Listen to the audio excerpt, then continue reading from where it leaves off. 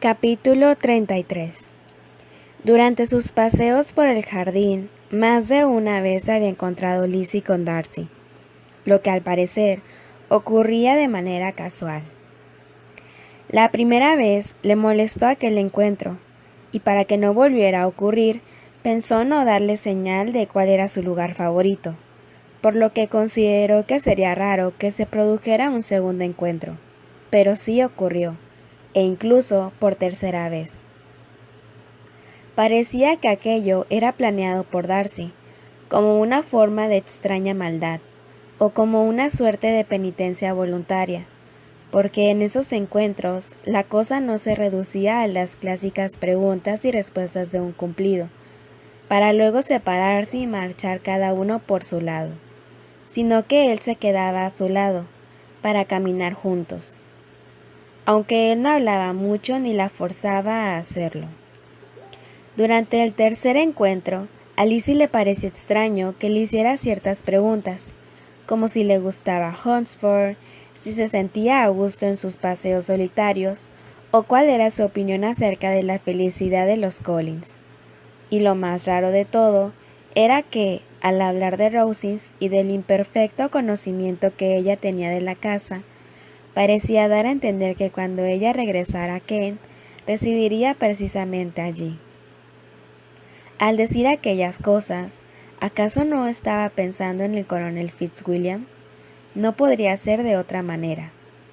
Esto le causó cierta inquietud, por lo que se sintió contenta cuando llegaron a la puerta de la empalizada de la abadía y terminaron el paseo. Pocos días después, mientras paseaba leyendo la última carta de Jane, se detuvo unos momentos para reflexionar en uno de los pasajes de la carta que parecía reflejar mal humor, cuando la sorprendió un nuevo encuentro, pero ahora no se trataba de Darcy, sino del coronel Fitzwilliam. Ella guardó la carta y dijo con una sonrisa: «No sabía que a usted le gustase pasear por estos lugares». «Pues sí», repuso él, «decidí dar una vuelta por el parque, como hago todos los años, y pensaba terminar este paseo con una visita a la abadía». «¿Va usted muy lejos?» «No, de hecho me disponía a regresar». Entonces ambos se encaminaron hacia la abadía. «Se me ha dicho que usted dejará Kent el sábado». «Así está planeado, a menos que a Darcy se le ocurra aplazar de nuevo nuestra partida. Yo estoy a su disposición y haré lo que él quiera». «Pero si no está usted de acuerdo con lo que él dispone, al menos tendrá el gusto de poder oponérsele. Yo no conozco a nadie que parezca gozar tanto al hacer su voluntad como el señor Darcy». «Sí, le gusta mucho satisfacer sus caprichos», dijo el coronel, «pero yo creo que eso es algo que nos ocurre a todos, solo que él tiene más probabilidades de hacerlo porque es rico. Para los que somos pobres no es tan fácil, hablo por experiencia. Un hijo menor, como yo, tiene que acostumbrarse a la dependencia y al sacrificio». «Pues yo soy de la opinión de que el hijo menor de un conde no tiene por qué saber cosas como esas. Hablando en serio, ¿qué sabe usted de sacrificio y dependencia? ¿Cuándo se ha visto usted impedido a ir a donde quiera o a darse un gusto por la falta de dinero?» «Esas son cosas muy íntimas, pero ¿acaso esté en posibilidad de decir que no he tenido que sufrir privaciones de ese estilo? Pero en asuntos de mayor importancia, la falta de dinero sí me resulta lastimosa. Por ejemplo, los hijos menores no pueden casarse cuando les plazca». «Eso no es del todo cierto, pues ellos pueden encontrar una mujer de fortuna y casarse con ella, como sucede con frecuencia». «Así es, desgraciadamente nuestro hábito de gastar nos hace demasiado dependientes, y no hay muchos hombres en mi situación que puedan consentir en casarse sin darle la importancia al dinero». Lizzie se preguntaba si aquello tenía que ver con ella, y el pensar en eso le produjo un sonrojo, pero pronto se repuso y se dirigió al coronel en un tono jovial. «Pues bien, dígame, ¿a qué preciso se cotiza el hijo menor de un conde?» «Yo creo que no pedirían ustedes menos de 50,000 libras, a no ser que el hermano mayor sea enfermizo. Él respondió con el mismo tono y el tema se dio por terminado. Se produjo un silencio, pero para evitar que eso pudiera crear en él la idea de que aquello la había afectado, dijo Lizzie: yo creo que su primo lo ha traído aquí, sobre todo, para tener a alguien a su disposición, para tener a su lado a una persona dispuesta a secundarlo en sus caprichos. Me extraña que él no se case, pero tal vez su hermana le baste para no sentirse solo, por ahora, y como está bajo su tutela, puede hacer lo que quiera con ella. No es así, repuso el coronel. La ventaja a la que usted se refiere es algo que tiene que compartir conmigo. Estoy unido a él en lo que atañe a la tutela de la señorita Darcy. ¿De veras? Pero dígame, ¿qué clase de tutela ejercen ustedes? ¿Es una carga muy pesada? Las jóvenes de la edad de ella a veces son muy difíciles de gobernar. Y si posee el mismo carácter del señor Darcy, es probable que a ella le guste hacer siempre su voluntad. Mientras él hablaba, ella lo miraba detenidamente, y la actitud con la que preguntó cómo suponía que la señorita Darcy pudiera darles un disgusto la convenció de que, de alguna manera, se encontraba cerca de una verdad. A esa pregunta contestó con franqueza: en realidad no tiene usted de qué preocuparse. Yo no he oído nada que pudiera agraviar a la señorita Darcy, y la tengo por una de las muchachas más encantadoras del mundo. Conozco a muchos que la tienen en muy alta estima, como la señora Hurst y la señorita Bingley. Seguramente usted las conoce. Sí, las conozco superficialmente. Su hermano es un caballero agradable, gran amigo de mi primo. Oh, sí, exclamó Lizzie con cierta aspereza. El señor Darcy es muy afectuoso con el señor Bingley y se interesa por su bienestar. Así es, en realidad se interesa por él cuando cree que lo necesita. Yo infiero que Bingley le debe mucho, por algo que me dijo durante nuestro viaje, pero no debo precipitarme en mis conjeturas, pues no es seguro que se refiriese a Bingley. ¿A qué se refiere usted? Se trata de algo que Darcy no quiere que se haga público, pues si llegara al conocimiento de la familia de la dama, se provocaría una situación muy desagradable. Puede usted estar seguro de que no diré una palabra. Bien, pero recuerde que no tengo la seguridad de que se trate de Bingley.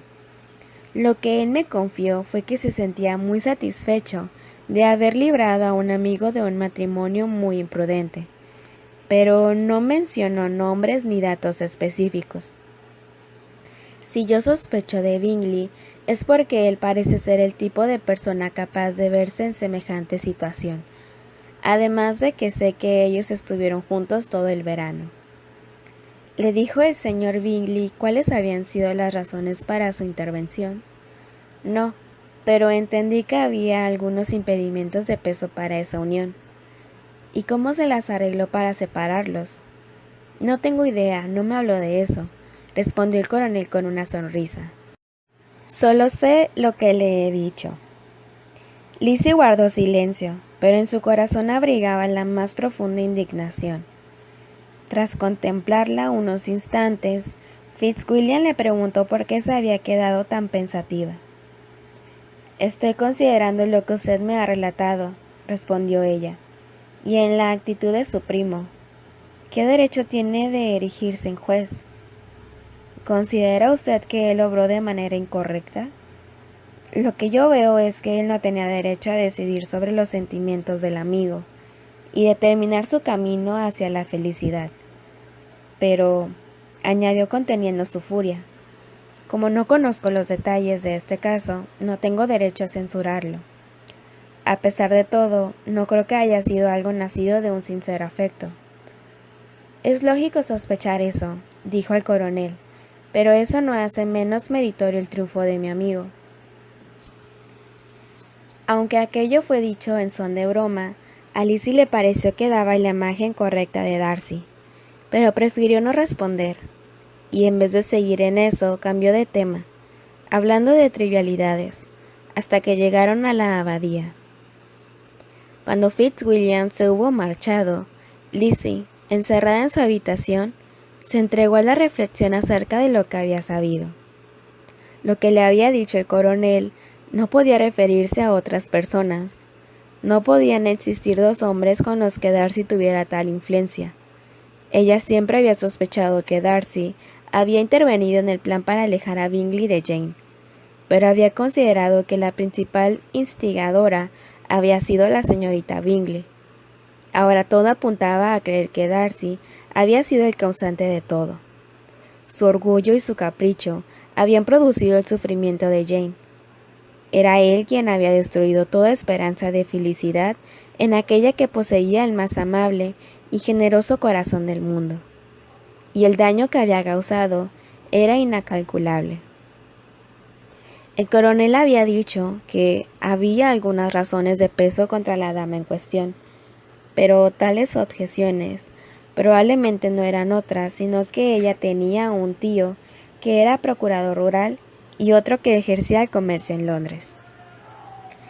Razones de peso contra Jane, se decía a sí misma, contra ella, que es toda amabilidad y ternura. Ella, que es inteligente, talentosa, educada y posee aptitudes que no desdeñaría el propio Darcy, además de una respetabilidad que acaso él nunca fuera capaz de alcanzar. Cuando pensó en su madre, su confianza vaciló un poco, pero no pudo conceder que la estridencia de la madre pudiera ser una razón de peso para Darcy, pues estaba segura de que su orgullo se vería más profundamente herido por la falta de categoría de los que se convertirían en parientes de su amigo, que por su carencia de sentido común.